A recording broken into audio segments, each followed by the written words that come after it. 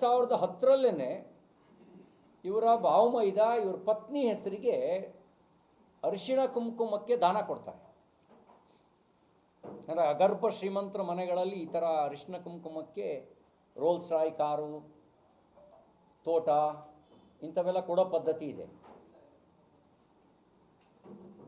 ನನಗೆ ತಿಳಿದ ಮಟ್ಟಿಗೆ ಸಿದ್ದರಾಮಯ್ಯನವರು ಅಗರ್ಭ ಶ್ರೀಮಂತ ಮನೆತನದಿಂದ ಸಂಬಂಧನೂ ಬೆಳೆಸಿಲ್ಲ ಮತ್ತು ಅವರು ಅಗರ್ಭ ಶ್ರೀಮಂತರಾಗಿರಲಿಲ್ಲ, ಕೊಟ್ಟಿದ್ದಾರೆ ಅರಿಶಿಣ ಕುಂಕುಮಕ್ಕೆ.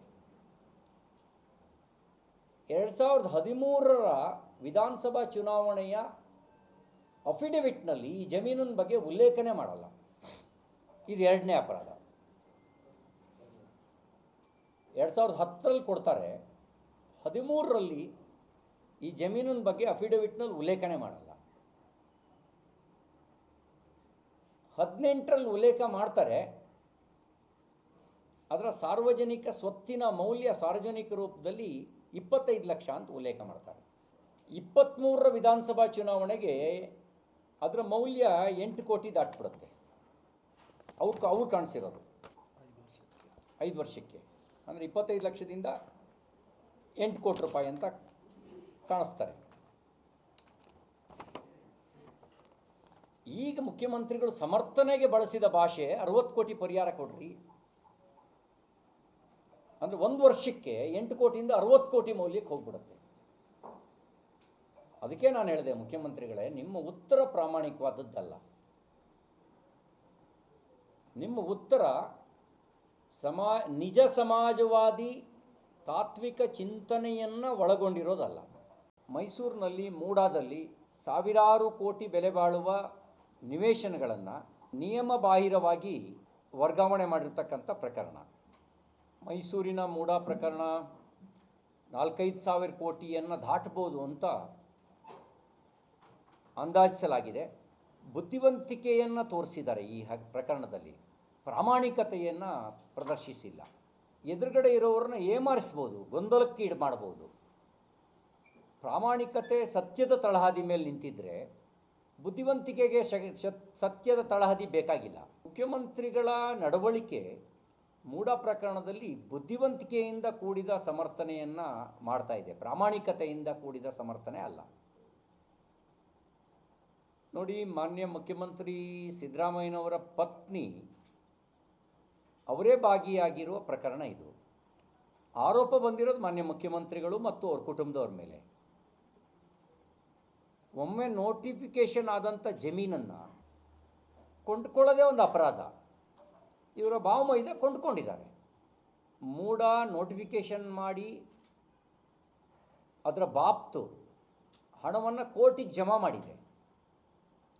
ಸುಮಾರು ಅವತ್ತಿನ ಲೆಕ್ಕದಲ್ಲಿ 3,26,000. 1997ರಲ್ಲೇ 6-1 ಪೂರ್ಣಗೊಳಿಸಿ, ಅಂದರೆ 4-1 ಪ್ರಿಲಿಮಿನರಿ ನೋಟಿಫಿಕೇಷನ್ನು, 6-1 ಸಂಪೂರ್ಣ ಸ್ವಾಧೀನ ಪಡ್ಕೊಳ್ತಕ್ಕಂಥದ್ದು 6-1 ಪೂರ್ಣಗೊಳಿಸಿ ಕೋರ್ಟಿಗೆ ಜಮಾ ಮಾಡಿದ್ದಾರೆ. ಇಂಥ ಜಮೀನನ್ನು ಇವರು ಭಾವಮೈದ ಮಾಧವೇಶ್ವರ ಸ್ವಾಮಿ ಖರೀದಿ ಮಾಡೋದೇ ಮೊದಲನೇ ಅಪರಾಧ. ಮನಲಜ್ಜೆ ಮತ್ತು ಜನಲಜ್ಜೆ ಅಂತ 2 ಶಬ್ದಗಳಿದ್ದಾವೆ. ಮನಸ್ಸಿಗೆ ನಾಚಿಕೆ ಆದಾಗ ಇಲ್ಲಪ್ಪ ಇದು ನಾನು ಮಾಡ್ತಿರೋ ಸರಿಯಲ್ಲ ಅಂತ ಹೇಳಿ ಮನಸ್ಸಿನ ಸೂಚನೆಯಂತೆ ನಡ್ಕೊಳ್ಳೋದು, ಅದು ಮನಲಜ್ಜೆ. ಇನ್ನೊಂದು ಜನ ಏನು ಅನ್ಕೋತಾರೋ ಅಂತ ಜನರಿಗೆ ಹೆದರಿ ನಡ್ಕೊಳ್ಳೋದು.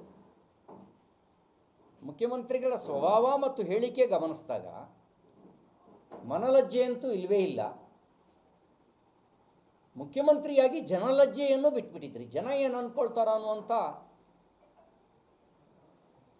ಲಜ್ಜೆಯೂ ಇಲ್ಲದ ಸ್ಥಿತಿಯಲ್ಲಿ ನಿಮ್ಮ ವರ್ತನೆ ಇದೆ.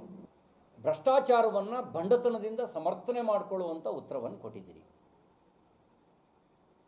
ಇದು ಅಪ್ರಾಮಾಣಿಕವಾಗಿರ್ತಕ್ಕಂಥ, ಸುಳ್ಳನ್ನು ಸಮರ್ಥನೆ ಮಾಡಿಕೊಳ್ಳುವಂಥ ಉತ್ತರವೇ ಹೊರತು ಪ್ರಾಮಾಣಿಕ ಉತ್ತರ ಅಲ್ಲ.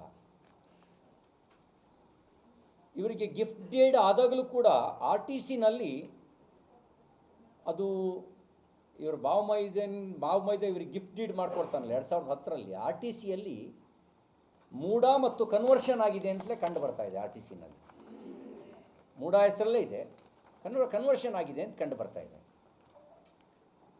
ಇದೆಲ್ಲ ಪ್ರಕರಣ ನೋಡಿದಾಗ ಸಿದ್ದರಾಮಯ್ಯನವರು ತಮ್ಮ ಅಧಿಕಾರದ ಪ್ರಭಾವವನ್ನು ಬೀರಿರೋದು ಸ್ಪಷ್ಟ ಆಗುತ್ತೆ. ಮೂಡ ಅತಿಕ್ರಮಿಸ್ಕೊಳ್ಳೋದಕ್ಕೆ ಮುಂಚೆ ಒಬ್ಬ ದಲಿತ ಸಮಾಜದ ವ್ಯಕ್ತಿ ಜವರ ಅನ್ನೋರಿಗೆ ಸೇರಿದ ಭೂಮಿ ಇದು. ಅಲ್ಲೂ ಕೂಡ ಆ ಜವರ ಅವ್ರನ್ನ ವಂಚನೆ ಮಾಡಿರೋದು ಸ್ಪಷ್ಟ ಆಗುತ್ತೆ, ದಲಿತರಿಗೆ ಮೋಸ ಮಾಡಿರೋದು ಭಾಳ ಸ್ಪಷ್ಟ ಆಗುತ್ತೆ.